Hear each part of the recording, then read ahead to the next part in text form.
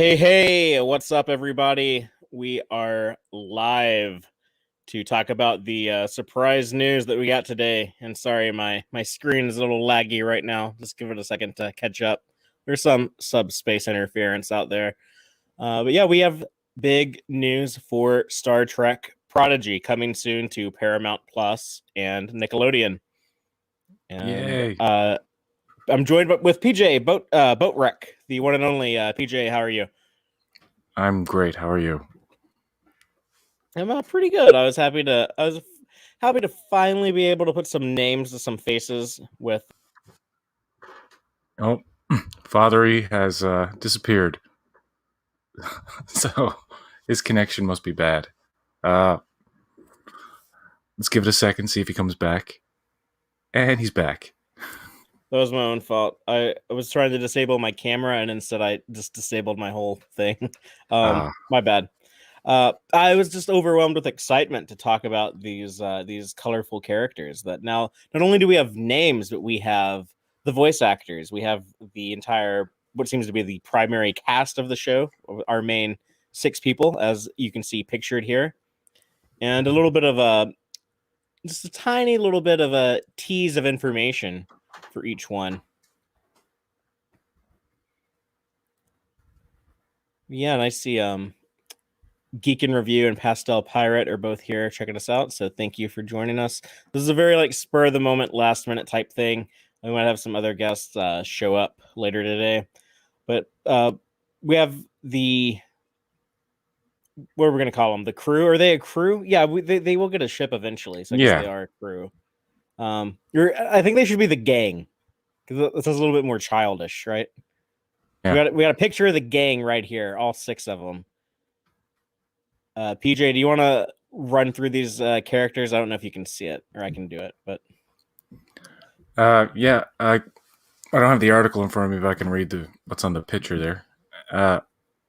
Ella Purnell plays Gwyn. And do we want to go through their character details? Just go through all of them, and then I'll pull up the info. And Brett Gray is Dahl. Jason Mantzoukas is Jack Pog. Dee Bradley Baker is Murph. Angus Imrie is Zero. And Rylee Alazraqui is Rock Tuck. Nice. And our next panelist, the one and only Starfleet boy, has decided to grace us with his presence as well. Yes, I'm here. Thanks for having me. So I'm just going to go ahead and pull up the article. Should be on screen now from trekmovie.com. And I'm going to just go through what they wrote up about this on their website. Because they did a pretty good job of explaining a little bit of context to go along with what was officially announced. And as y'all probably know, I'm a dude who doesn't watch a ton of TV other than Star Trek. Sorry, I read comics and watch Star Trek and not that much else. A lot of these actors, I have no idea who they are. So when we come to them, if y'all want to point out if you've seen them and stuff previously, let me know. But we'll start off with Gwen. I used to call I think Elf Girl or Elf Teen when I was making up names for these people. Yeah, Ella Purnell. Who PJ? I know that you've seen her because you recently watched Army of Dead movie. She was in that. She's also been in some Netflix Stars TV show, Sweetbitter. She plays Dave Bautista's daughter in Army of the Dead, and she's good for what I saw of her, and that's the only thing I've ever seen her in. So apparently, she voices characters in SpongeBob and Dora and all that. So she is a voice actor. I don't know her too well, but she was in Kick-Ass 2, and I saw that movie, so I don't remember who she was. She one of the high school girls? It says Dulce. What's the name of her character? So Dulce? I don't remember. Dulce, yeah. I don't remember Dulce. Vau N'Akat. Anyway, she plays Gwyn. Yeah. And Gwen, who the character, it says, is raised on her father's bleak mining planet. She's 17 years old and dreams of exploring the stars. So we learned from Kate Mulgrew that these characters meet when they're incarcerated. They're in prison and they escape together and steal a ship together. So I'm wondering if they're like, it's a Star Trek trope. We saw it on an episode of Deep Space Nine I watched recently, Indiscretions, where they had a dilithium mine and a forced labor camp. But we saw it in Discovery season 3. So I wonder if the mining planet, if they are like a prison labor type setup, and that's how she comes across them, is like she's there because her father runs the mining planet, and she ends up teaming up with these other people who are prisoners. Is my my speculation right now. That seems about right. Yeah, our next character, who I used to call this dude Purple Boomer, but his name is Dal. So we have a Dal, Dal, or Dal. How would you say that? Maybe it's Dal, because I think it's Dal or Dal. Dal. It could be Dal, but it's Dal. Could be Dal. It's gonna be Dal. Yeah. And sorry if you hear my dog running around in here, but this is all put together last minute. We weren't expecting to get big news like this, but Yeah, it's pretty cool. He's played by Brett Gray, who's someone like I've never heard of before that I remember, but 17-year-old Dal, purple alien whose race is not yet known, who fancies himself a maverick and holds strong onto his unwavering hope, even in the toughest of times. So I think between him and Gwen, I think they're going to be like the two more primary characters. They're going to be the ones that get like a little bit more focus. They're going to be like the Boimler and Mariner, just like the more main characters. But yeah, Brett Gray, he's been on the Netflix show On My Block, and recently was on When They See Us and Chicago PD. Either of y'all familiar with his work? I don't know, but Shaka Da Silva may know him, because Shaka was also in On My Block. Oh yeah, that's right. He might have worked with him. Oh, that's cool. We got to ask him. Yeah, and we have Jill here in the audience. So hi, Jill. If anyone in the audience is familiar with any of these actors, or if you have just find anything interesting in the character descriptions that we're going through, by all means, let us know and be part of the conversation. But yeah, I think it's interesting that they say his race is not yet known.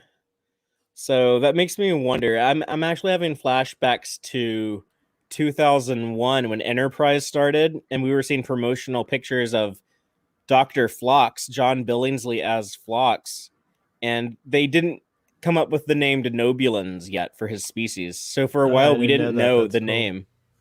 Yeah, it wasn't until that episode, Terra Nova, with the failed colony in season 1 of Enterprise. I think that was the first time they confirmed he was a Denobulan. They didn't do that in the first episode? No. Yeah, they did. Like when they were shooting the show, they did, like, John Billingsley was like quoted in some news outlets to say like, yeah, I'm shooting now and I don't even know the name of my species. But I have a feeling like this is like a little bit more planned out. There's going to be a reason for some of the mystery here. Like, I don't know, maybe he's an orphan. Maybe it's like Kal-El of Krypton type thing, you know? Like they found him, or like Odo, they found him as a baby. Yeah. But yeah, like the character animation, you can kind of tell, like, she looks like she'd be like, it's kind of like, I guess, stereotypical, like the girl to be like a little bit more mature and responsible. And then he looks like he's going to be like a little bit more of like the rascal who's like getting them in trouble. A little bit of like Ezra Bridger in early Star Wars Rebels, I think. But Sohel's already laughing at this dude. Jason Mantzoukas, is that how you say it? Mantzoukas, yes, Jason Mantzoukas. Yeah, comedy dude. Been in a ton of stuff. He was on the TV show The League. Yeah. On, more recently, he was on Good Place, or The Good Place. Been in a bunch of stuff, but he's going to be playing Jankom Pog. This is the announcement I was most excited about, because this confirms that this little character that we didn't even have a name for before, he is a Tellarite, which is something that some people were speculating. Some people thought Talaxian. I was kind of leaning more Talaxian, although now that I think about it, I can kind of see how he looks more Tellarite than Talaxian. But yeah, there is a actual bet on Twitter between our friends Aaron Harvey and Dan Gunther, and Aaron Harvey called it right. It is indeed a Tellarite character, not a Talaxian character. The description here. If you know what he sounds like, I think that's going to fit the character so well. That's cool. Yeah, this is the fun one to speculate about, because this is a pretty funny dude and the stuff that I've seen him in. So I think he's going to have a pretty interesting performance here. And it also kind of tells you that, oh, look, Geek Filter is here. Aaron's here. It tells us here that at age 16, so he's a little younger than the other two, but Pog loves a good argument, like many Tellarites we've seen before. So that's kind of callback to the origin of the Tellarites back in Journey to Babel. Also, something that Aaron had pointed out is that he looks like he has like either a glove or like a mechanical arm, like Luke Skywalker style here, but it's a 3-digit hand. He only has 3 fingers. That was how the original Tellarites looked. That was Gav in Journey to Babel. But what do y'all think about having a Tellarite on the show? I think it'll be good because they enjoy arguments, and so that'll be nice to kind of see that kind of tension or whatever. But the actor here, he's been in a ton of stuff. I didn't realize. I'm looking, but most recently he was in Invincible. Yes.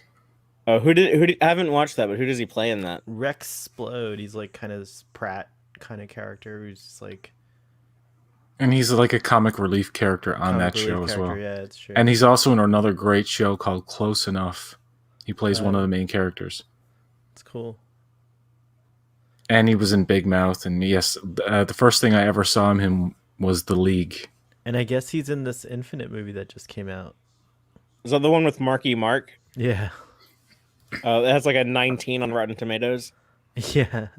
I haven't watched it, but I don't really feel motivated to watch it either. He plays some kind of artisan character, according to IMDb. So, given that they went with a fairly high-profile comedy dude to play this guy, I think they're obviously gonna, kind of use this character as the comic relief. Hopefully, like it turns out to be like a little bit more likable than say like someone like Neelix, who I know like Neelix is kind of a divisive character. Like a lot of people really dislike him, but I think Neelix was kind of intended to be a little bit of like the goofy one from the very beginning, and I think that's what they're going with here. So I guess he has a little bit of Talaxian in him if you think about it that way. But the exciting thing here, something that Larry Nemechek loves to point out, is that the Tellarites are the only founding species of the Federation that we haven't really explored much. We've never been to Tellar Prime. We've been to Vulcan. I don't know how many times. We've been to Andor or Andoria, depending on what episode you're watching. They say it differently, but we've gone to Andoria. A lot of stuff on Earth. No one has ever gone to visit Tellar Prime. We hardly ever get named Tellarite characters. They're normally in the background. Who wants that? So I'm glad they're finally getting their day. What did you say, Soho? I said, who wants that drama? That's because they're going to argue. He doesn't look argumentative. He doesn't really look confrontational. No, he has like that big smile. Yeah, he's a different grin and stuff. So yeah, we'll see. And some of these characters, I'm wondering, like, these voice actors can do like really specific voices. So I wonder like what kind of like spin they're going to put on it with the voice. Especially with this one, I think might be very interesting. This is an actor I do not know at all, but he's been in a bunch of stuff. Angus Imrie as the character Zero. This was the big one that surprised me because they're actually using a Medusan character from Is There in Truth No Beauty? Yeah. If people don't remember that, I think Trek Core had some stuff on it later. We'll scroll to, but yeah, that was a season 3 episode. It's not actually like a great episode, but like the Medusan concept I always thought was really neat. But yeah, it's a genderless energy-based species. And he's wearing this containment suit because if you've seen Is There in Truth No Beauty, you know that if you look at a Mendusan, you go insane. They're like so ugly that if you look at them, it drives you insane. So he's got to wear this containment suit. What's this dude been in? He was on He was on The Crown, right? He was on The Crown. He plays Prince Edward, but he was also notably worked with Sir Patrick Stewart on a film called The Kid Who Would Be King, and he plays a young Merlin. And he was rumored to be a possible next Doctor Who as well. Mm. Oh, I remember seeing the trailers for that movie. Wasn't it like there were two different actors who played Merlin? Like sometimes Merlin was Patrick Stewart and sometimes it was someone else, right?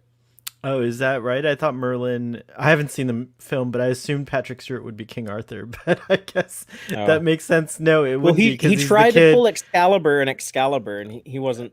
Yeah, he was in Excalibur, which. But I guess let me see here. Sir Patrick, I guess does play Merlin. Let's see. Let's go to the page for this. Oh, he's like not even on the main cast. Sir Patrick. Whoa, you got to go full cast. Like I said, I never saw that movie, but the impression I got was like they couldn't afford to have Patrick Stewart in the entire movie, so they just have him be Merlin sometimes, and then, like the rest of the time, Merlin turns into like this other guy's. PJ, have you seen Angus Imrie in anything? You're muted. You're muted. Sorry. No, I know he's in The Crown, but I can't remember who he is in that, and I only watched 2 seasons, so. Yeah, he plays Prince Edward, but I don't remember him. I saw the whole show and I can't remember. He looks like a complete stranger to me. But he's also in Pennyworth. He's also in Emma, which I saw the newer adaptation of Emma that came out in 2020. Again, I don't remember him from that. He was in Fleabag, which is a popular show, but only in 2 episodes. Yeah. Nothing. He looks very British, doesn't he? Yeah. I wonder who he plays in Pennyworth. That's the TV show about Alfred, Batman's butler, but before he's Batman's butler. It says he plays Lieutenant Greaves. Yeah. The show sounds insane. It's like during the Cold War. It has like Aleister Crowley and the occult. And it's just like all this weird stuff completely unrelated to like Batman or Gotham City or anything. I almost want to see it because it sounds so bonkers just to see, just to wrap my mind around it. Mm-hmm. But yeah, I think the character of having a Mendusan is really neat. Like Jill 47 is saying, like how cool would it be if I was talking about this with Brian, my friend Brian actually, but earlier today, how cool would it be if they're like in trouble, if they're like surrounded by bad guys or something, and at this one moment, like all this time, like the other kids, they've always been like, Zero, you should come out of your suit, we want to see what you look like, we're really curious and stuff. And he's just like, no.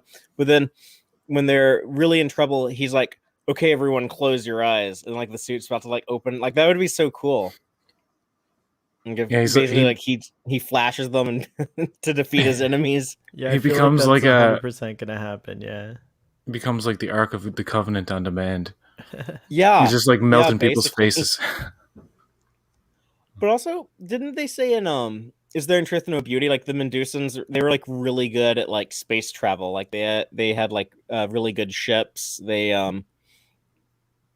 were pretty advanced. So I don't know why exactly we have some of these like Alpha Quadrant people in the Delta Quadrant, but maybe that has something to do with it. I think the name of the only other Medusan we ever met was Kolos or something like that. I can't remember. Let me look it up. Well, while you're looking at that, we'll talk about Dee Bradley Baker as Murph. This is a guy who I do know. I've seen his name in the credits of a lot of things. He's just one of those voice actors that pops up in animated shows all the time. Right now, I think he has a lot of attention because he does the voice of the clones in the Star Wars animated stuff. So he's right. All the clones in Clone Wars. He's Rex throughout, Star Wars Rebels. He is the entire cast of the Bad Batch. Dee Bradley Baker. He's in the new Muppet Babies that he plays. Animal. Oh yeah, he's Animal. Cool. He's cool. Animal in the new Muppet Babies. He also can do like a bunch of like really different voices. He does a bunch of different accents. He's like that German fish in American Dad, Klaus. Oh, is he? Yeah, which is a like an entire world away from the Star Wars clones with like their Kiwi accent. Mm. And So I just love that I'm they laughing at named. this comment from What were you guys? from Geek Filter. It says it turns out the Medusans just have low self-esteem. They And look they look totally normal. Yeah, well, I don't know. That's not how like Spock reacted to them. What did you call Murph when you were speculating on their names? We were just calling him like Blob Kid Blob or something. or Yeah, Squirt. I like the name Murph. It's good. But yeah, so this is gonna be a pretty unique one. It says that Murph is an endearing, indestructible blob with curiously good timing. I don't know what that means, Yeah. and an insatiable appetite for ship parts. Mm. So he's gonna be like trying to like eat Eat the the ship ship. while they're working on it and stuff. Or is he gonna have like some weird like cartoony voice where he's like, "Ooh, Murph is hungry though." Is he gonna be like the Snarf? Murph, Like Murph. the Snarf from Thundercats? Yeah. So I don't know. I don't know what to expect with him, but Dee Bradley Baker is probably gonna inject some personality into the voice work. Yeah, for sure. He's got a huge IMDb page. Like he's just been in so much stuff. It's insane. Then this was a big surprise also, kind of like having a Medusan, but we now have a Brakar, who I wasn't aware of this initially, but that's the species created in the expanded universe novels. More on that in a bit. But Rok-Tak is a 8-year-old girl voiced by Rylee Alazraqui, who is the PJ is telling me is the daughter of a voice actor named Carlos Alazraqui. Yeah, who what has he been in? He's been in a bunch of stuff, but yeah, he's a popular voice actor. And of course, like with many voice actors, you don't really know who they are until you read about them. But yeah, I had no idea, but apparently the voice acting thing runs in the family. Yeah, she's only 10 years old. So the probably, I guess, youngest. Yeah, she would definitely be the youngest actor ever cast to the regular cast of a Star Trek show. Oh, so she's like younger than the actor who played Olivia. Is it Olivia Wildman or was she a regular on Voyager? I guess she was. Oh, she's recurring. Recurring, I guess. Yeah, that's Yeah. different. No, like the interesting. youngest regulars would be Sirach Lofton and Will Wheaton, right? Yeah, I guess that's I think true. they were both 14 when they started. So yeah, she's got them beat by a good 4 years. It's going to be interesting because a lot of people just assumed, and I guess not everybody assumed this, but that this character was going to be, hey, the rock Yeah, guy. we all made that kind of voice. Yeah. But now it's going to be Yeah. like, hey, I like welding, or something like that. Someone, I can't remember who it was, but like someone in our clique suggested that this character might be a girl, though. It might have been Sean who said that, but I remember someone saying It would be Sean. I was like, I don't know, these are kind of like boyish clothes, like these leather overalls, like look like you're like going to work in the fleet yard or shipyard or something. But the description here says that Rok-Tak is an unusually bright 8-year-old. While a bit shy, Rock doesn't hold back when it comes to her love of animals. No. So she's got to have a pet, right? Is it going to be a pet Rock? And she's gonna love it and squeeze it and love it to pieces and call it George.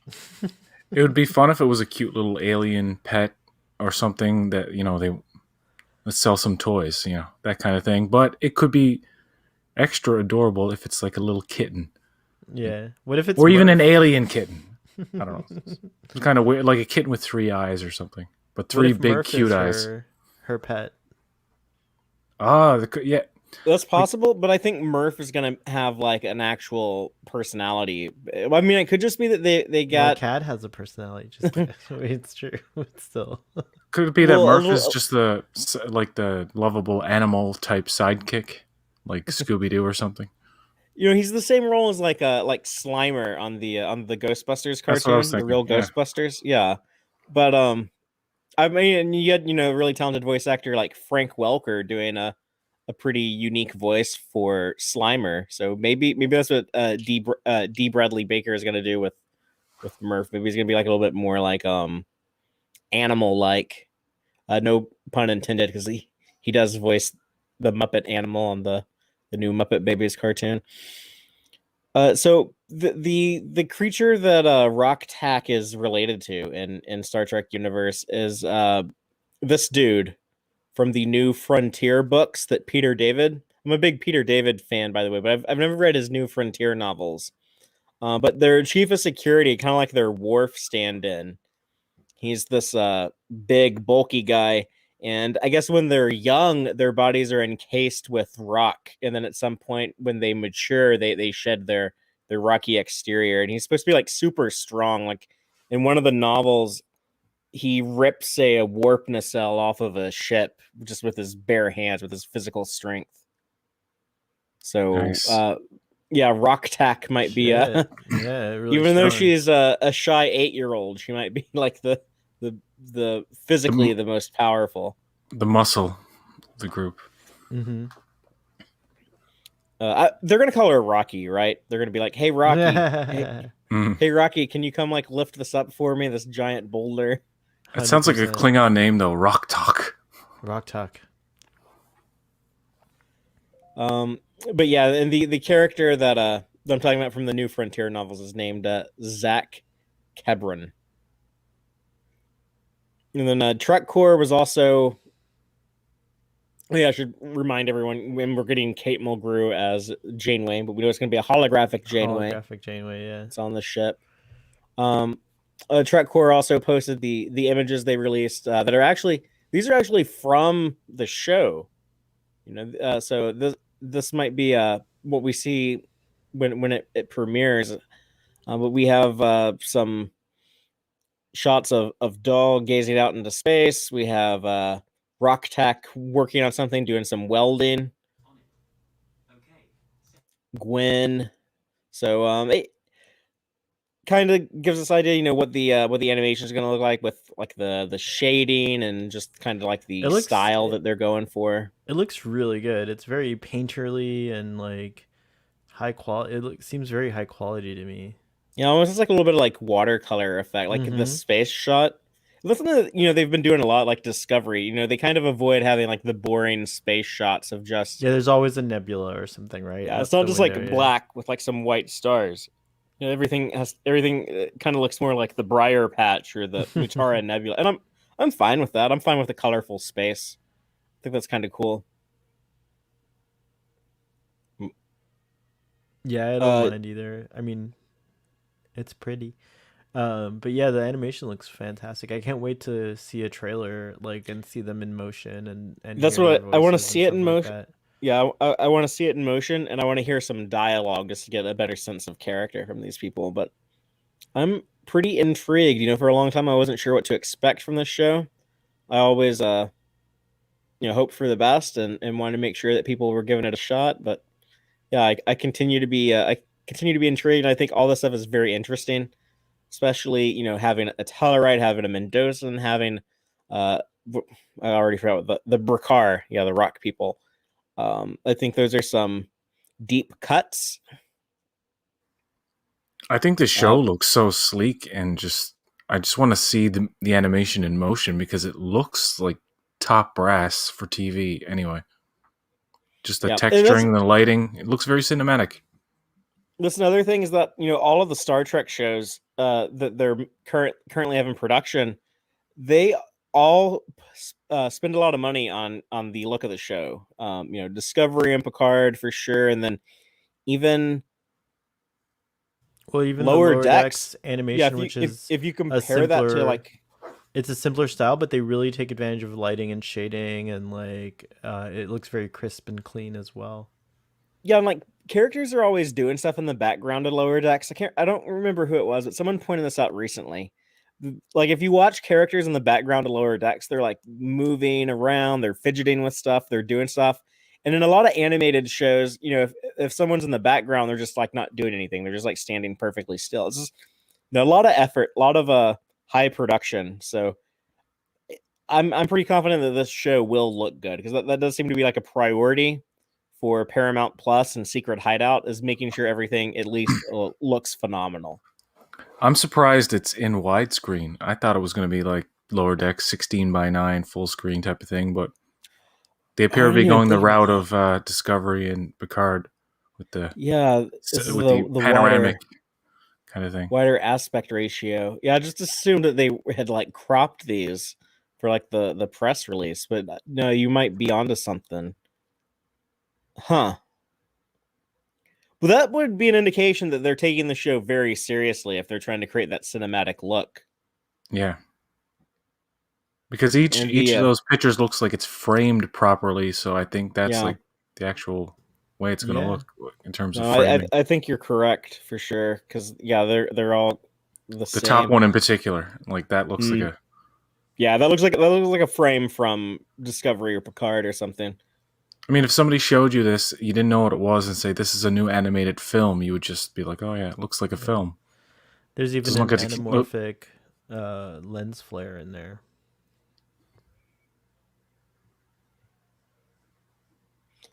You know, the Hageman brothers, who are the showrunners here, they've compared this to the Avatar: The Last Airbender show, which I really need to watch. I still haven't watched it, but you know, that had a bit of seriousness to it.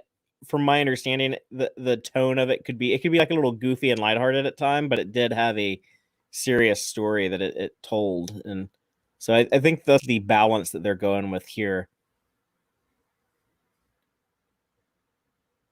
which I think is great. I don't want like a really like goofy, dumb it all down for kids and not really care about the story you're telling type show. And you know, I don't think that's what they're doing. That's what I'm thinking now. It kind of seems like it's a show that will take itself seriously, not exactly advertise itself as a children's only show, but it's kind of like that old school family friendly Trek that has its serious dark moments and stuff, but it doesn't go too far as to be inappropriate for small children. So like this is essentially the new first new Star Trek show that maybe like the whole family can watch without any kind of worry about foul language or excessive violence. And my kind of go-to with all ages type stuff, I'm a huge fan of the Bruce Timm produced DC animated universe stuff, which I can't believe turns 30 years old next year with the 30th anniversary of Batman the Animated Series. But like BTAS specifically in the 90s, like I used to watch that in the 90s every afternoon at like 4 o'clock, I think, or either 3:30 or 4 o'clock after school it came on. And eventually they had, in I think 94, they did the Superman animated series, and then years later, like 2001, they did that Justice League, and then Justice League Unlimited. All that stuff, it's all presented on children's blocks or stuff like Cartoon Network, stuff like that. But the stories hold up. Like now as an adult, like I still go and like rewatch those, and it actually did have like some fairly sophisticated writing at times. There's a lot of BTAS episodes that are really just beautiful little short films, just like little like 22-minute narratives that are just perfect and like great little self-contained story. Then you get to like Justice League Unlimited, and there's these really well plotted season-long arcs that they handle so well. And I am hoping that Star Trek Prodigy, this being kind of like Star Trek's first true voyage into building a show from the ground up for children, I'm hoping that it's something that can be on that level, because I don't see a ton of that now. Maybe I'm just like a cynical old man, but I don't see a ton of that now in a lot of like the newer shows they make for kids. So I'd like this to kind of take that approach. Yeah, I hope it's I hope it is a serious show. It looks like it's not this goofy comedy. Like I had the impression that it was going to be very childish, and seeing the pictures now, I mean, it's hard to tell what the tone of the show would be like, but I think it's going to be, at its base, a serious drama, but with, moments of levity with the characters like Murph but Dahl and who's the other one? Dahl and Gwen? Gwen, yeah, yeah. Gwen. They seem like the Yeah, most these two.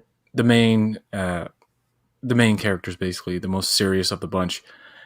And I remember when we were all speculating about who these characters were. Three of them,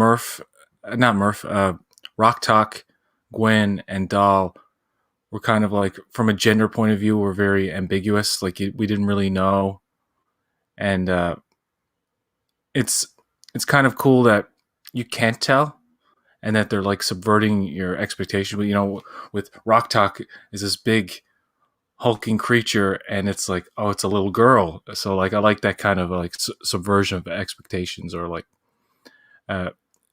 they're not as obvious as they look when you first see them. Yeah, and I'm just I waiting like for that that too. trailer. I want to hear their voices, and I want to see their personalities at least in some capacity, because these stills are like, the character descriptions are cool, but the stills themselves, like, this is the closest thing we've ever gotten to like how the show actually looks on screen, and I'm just dying to see what the motion looks like, because in stills with animation, sometimes like it can look great, but a huge essential part of believing the world is how they move, and it's one of the reasons why I don't like the CGI Star Wars shows. I find it looks good, but the movement is very mechanical and artificial. Not to crap all over Star Wars, but you know what I mean. I want some of the more cinematic, smooth Pixar type animation in this show, and of course, I think that's what they might be going for. Looking back on the short trek, The Girl Who Dreamed of the Stars, or whatever that one was, with young Michael Burnham. Yeah, The Girl Who Made the Stars, I believe. Mm-hmm. I would like to see that type of animation, but a little like upgraded, just a little tiny bit. And I think that's what this might be. Mm-hmm. Do we know anything about the animation company? Like, is it who's Titmouse? No, I don't know who they're using. That'd be an interesting thing to find out, though. I wonder if they've made that public knowledge yet, because we didn't know that Titmouse was doing Lower Decks for a while. Like, I felt like that didn't come out till. There's a little blurb from Deadline that says Star Trek Prodigy is from CBS's Animation Productions, CBS Studios' new animation arm, Nickelodeon Animation Studios, led by President of Animation Ramsey Nato. So Animation, CBS has it's called Animation Productions. Let me look at them. But they're associated with Lower Decks also, right? Like, that's more of like production company type stuff, like Secret Hideout, or are they the actual animators? It says CBS Animation Productions, founded in 2018. Its first project announced for October 2018, along with the company itself, is Star Trek animated Aaron series knows. Lower Decks. Yep. So it is through Nickelodeon Animation. Okay, it's gonna look good then, because Nickelodeon does good stuff. Like that Batman versus Ninja Turtles movie they made. It looks a good bit better than most of like the DC animated stuff. But that was because it was like co-produced by Nickelodeon, because Nickelodeon owns the Ninja Turtles. So that was a very well animated film for like straight to video. Yeah, it was great. I love that movie. Yeah, little bit better than the typical Warner Brother. Oh yeah, animation for sure. quality. So yeah, Nickelodeon is a good sign if they're involved. So that's one of the advantages, I guess, of like Paramount and CBS, merging back together. Having like the whole Viacom family. They now have access to the top tier Nickelodeon animation studios. And Jill47 in the chat is asking, what do we know about the writers for this show?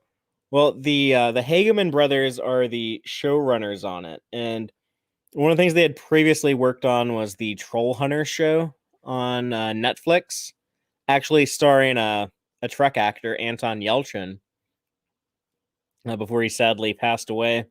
But I watched like a little bit of that show, and it was actually it wasn't really my jam. It wasn't something like I would be super into, but it was well made for what it was.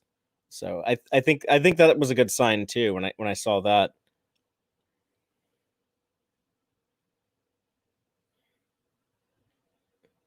Kelsey Grammer is in Troll Hunters as well, right?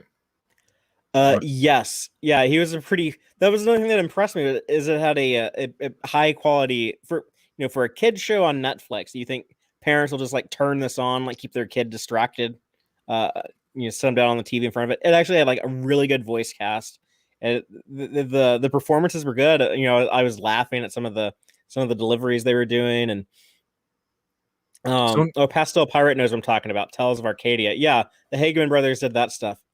Pastel Pirate, you're gonna dig this show. I think this is a show that you'll be into as someone who likes a lot of the all ages animation type stuff, and Avatar: The Last Airbender and stuff like this. And was it Aaron says anything that is on screen for Star Trek CBS or Paramount is canon? Yes, yeah, the show is canon. I don't know if someone was asking about canon in the chat, but yeah, it will be official Star Trek continuity. It's also going to be way off in the Delta Quadrant, so it might be so sandboxed that it doesn't affect anything. But I guess you could say that about like a lot of Voyager. So how many Voyager species do you think they're gonna? Do you think it's gonna be like kind of like a nostalgia trip for Voyager fans because they are in the Delta Quadrant? They're probably gonna run into many of the same species that the Voyager did run into, the Herosian or whoever else. Species 8472 maybe in an episode.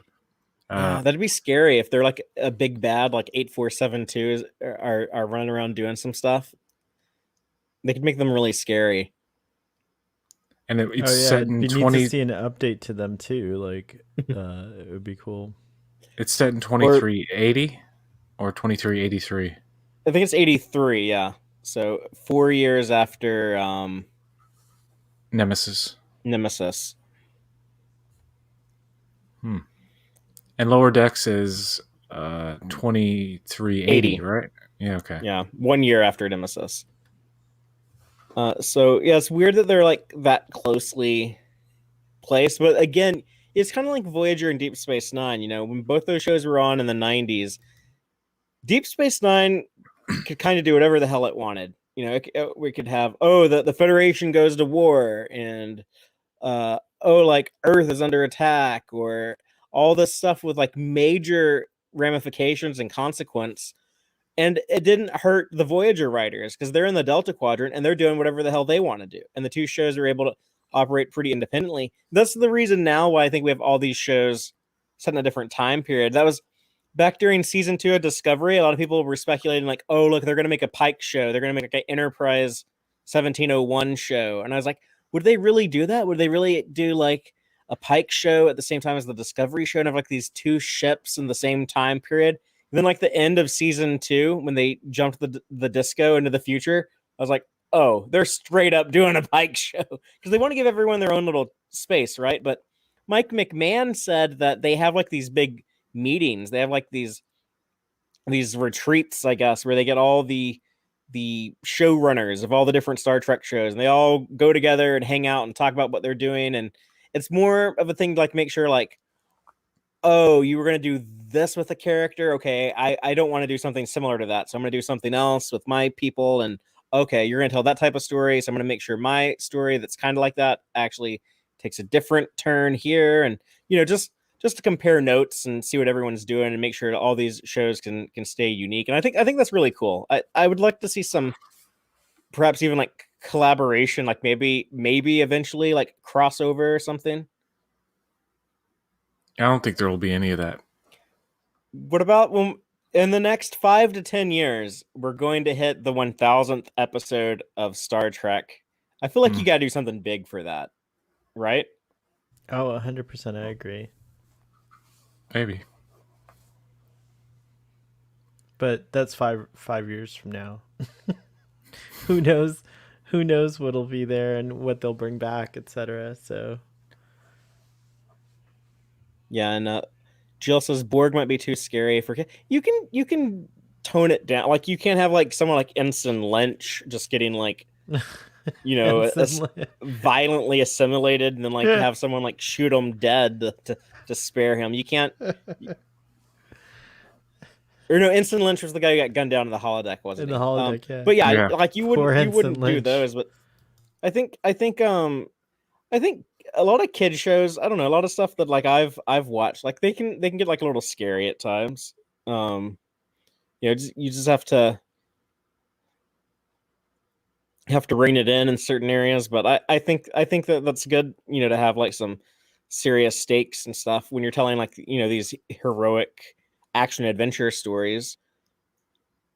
And Aaron has just given us all kinds of information. I should just like had him. I should have seen if he could have made it on here. But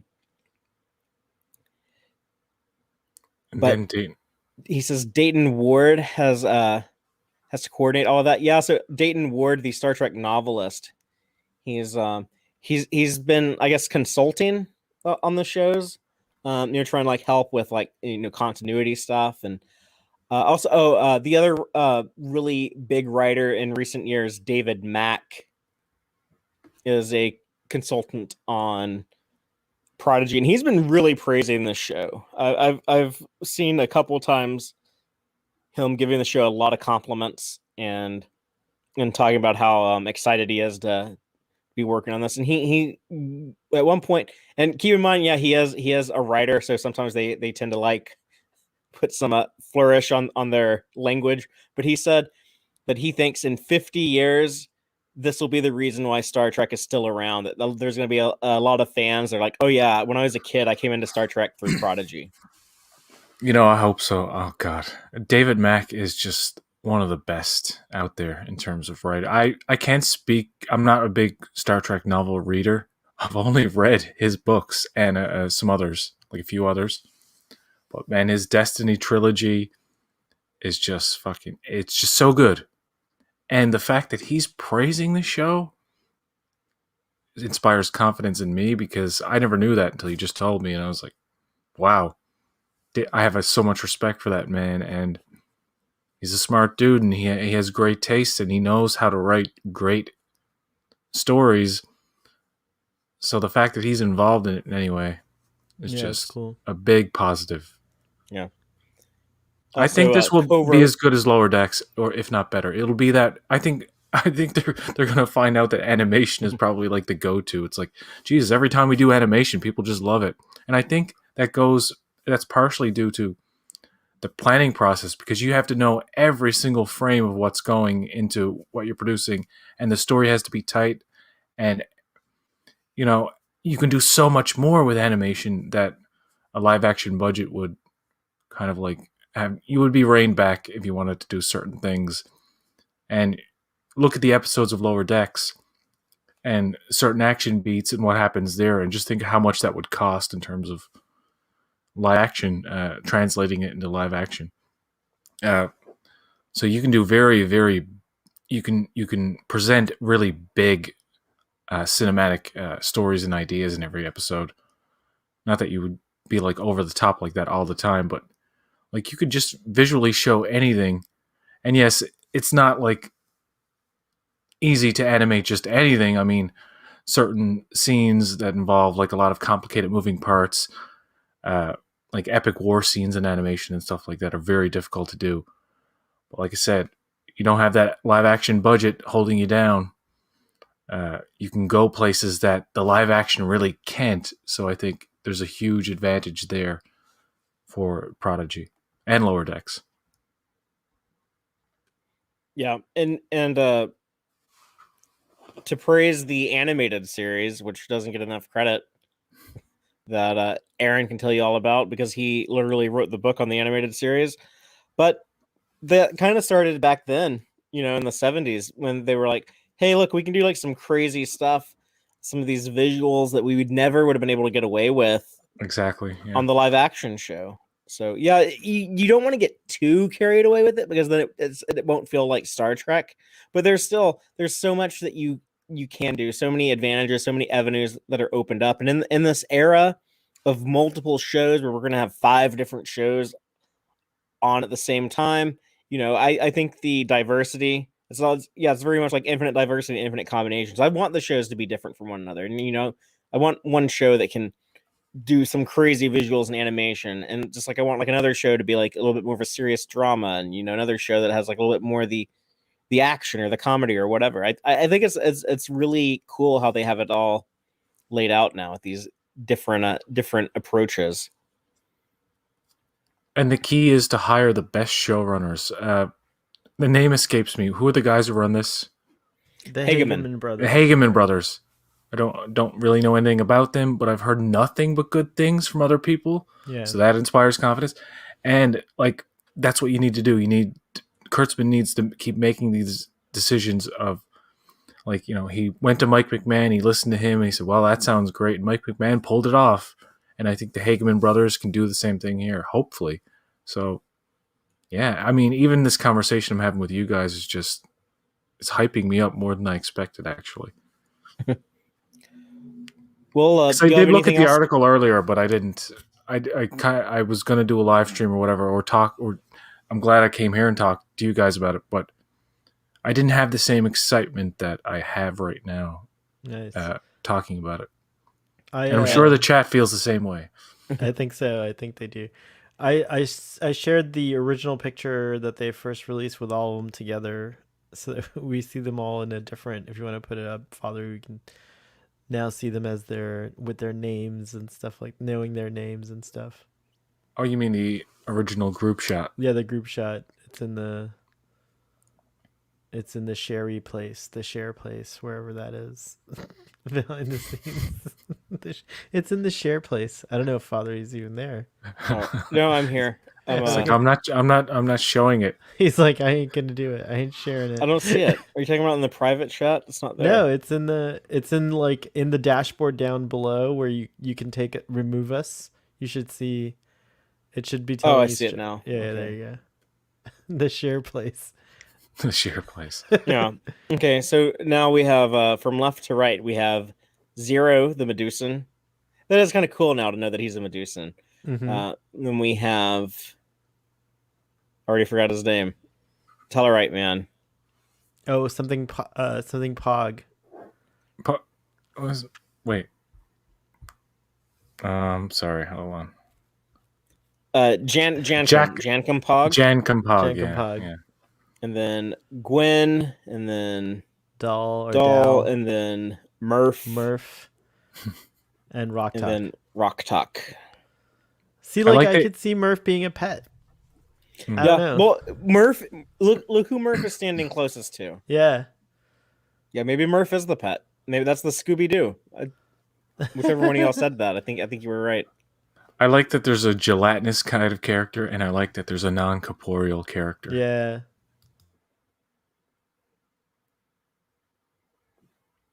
All right. Well, I think that's going to do it, unless y'all have anything else you want to say before we sign off. I want to echo PJ's sentiment. I'm really excited about this show.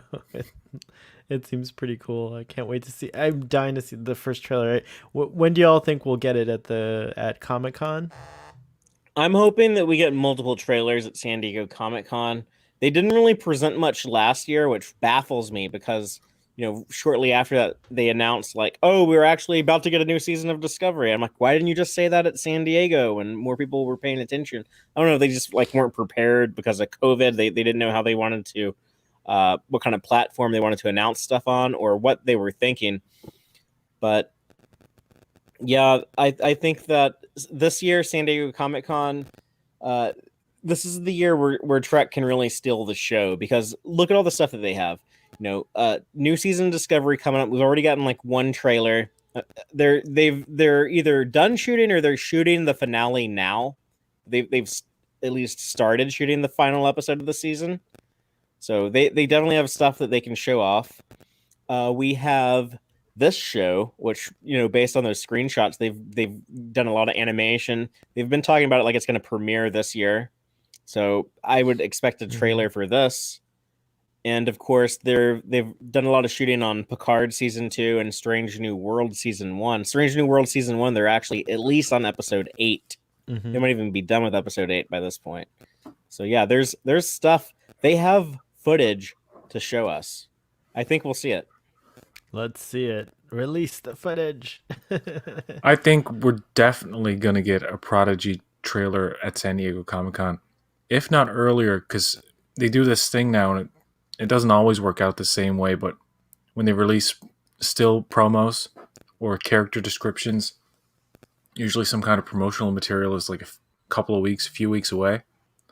But usually they do that thing now where they announce like, oh, we're going to show a trailer 8 months from now on this date now. But definitely we're going to get a bunch of trailers, I think, at San Diego Comic-Con. And we're going to get all the extra goodness at Star Trek Las Vegas.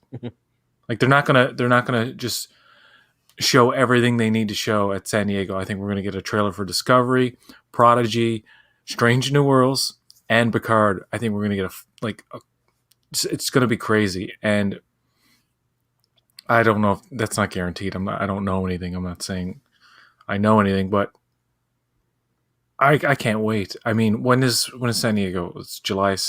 Yeah, it's coming up next July 23rd through the 25th, I think, or something like that. Yeah, I mean, they got to show us something. They have so much in production right now. They have two live action shows filming. The third season of Lower Decks, their voice recording for.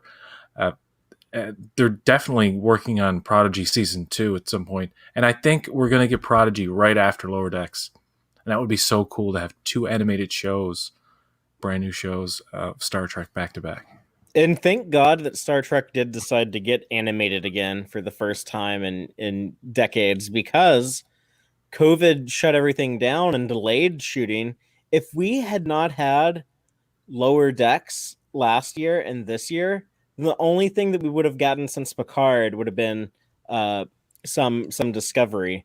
And we don't know. We don't even know when we're getting Discovery season 4. They're saying 2021.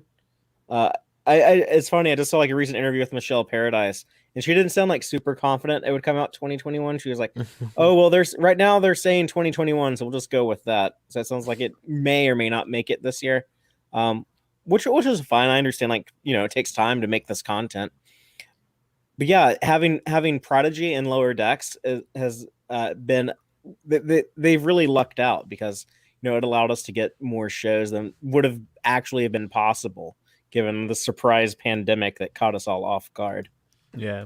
Well, Lower Decks is coming out August 12th. If that runs for 10 episodes and then Prodigy follows right after it for 10 episodes, it leaves 1 week of the year for the first episode of Discovery season 4, and most of that season would be in 2022 if that's how they were doing it.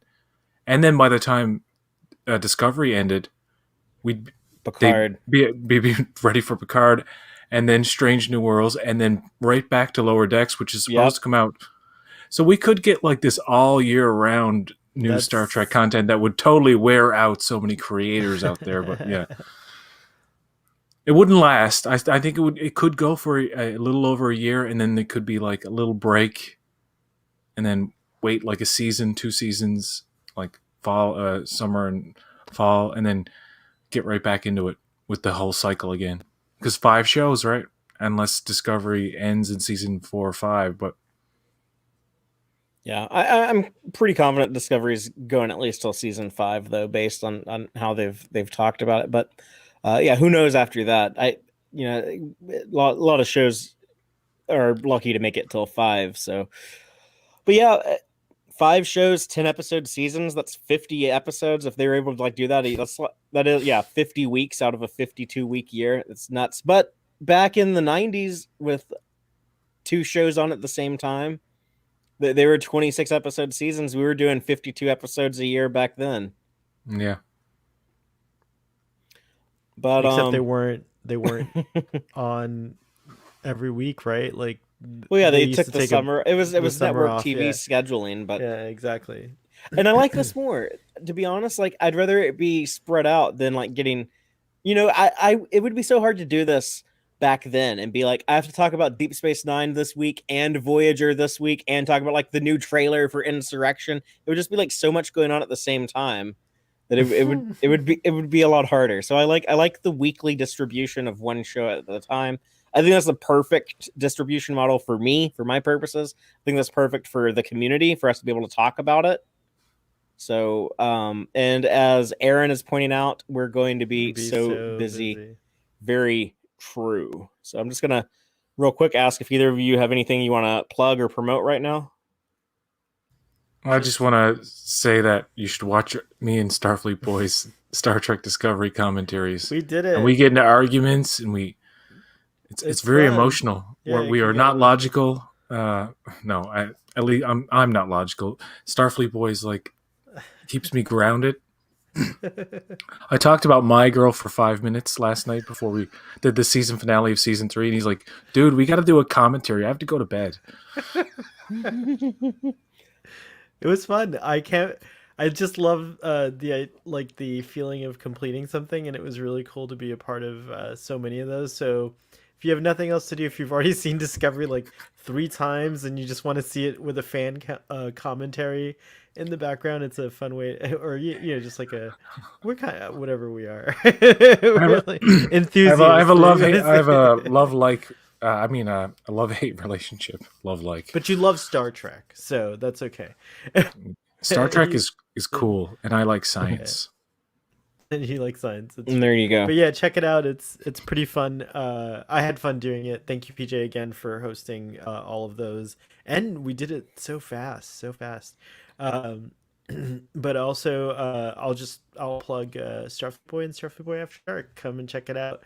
2 channels, 2 nights. No, 1 night, Friday nights, and then Saturdays during the day we do TOS discussions on Starfleet Boy. Right on. And if anyone wants to know what's going on in the Trek the Tex-Trek corner of the galaxy, we will be returning to my favorite space station, Deep Space Nine, Friday. Me and David are kicking off our season 4 discussions. We'll be talking about the first 8 or 9 episodes, depending on how you count Way of the Warrior. But yeah, everything from Way of the Warrior until Sword of Kahless. And we'll have 2 more weeks of Deep Space Nine season 4 talk. It's a great season. That's when we get Avery Brooks with the bald head and the beard. We get Worf and the Klingons.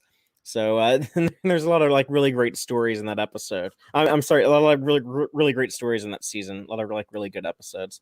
I'm tired, if you can't tell, and I have things to do, so we're gonna have to sign off now. But if you're catching this later in the comments, please let us know what you think about Star Trek Prodigy, about the casting, about the characters.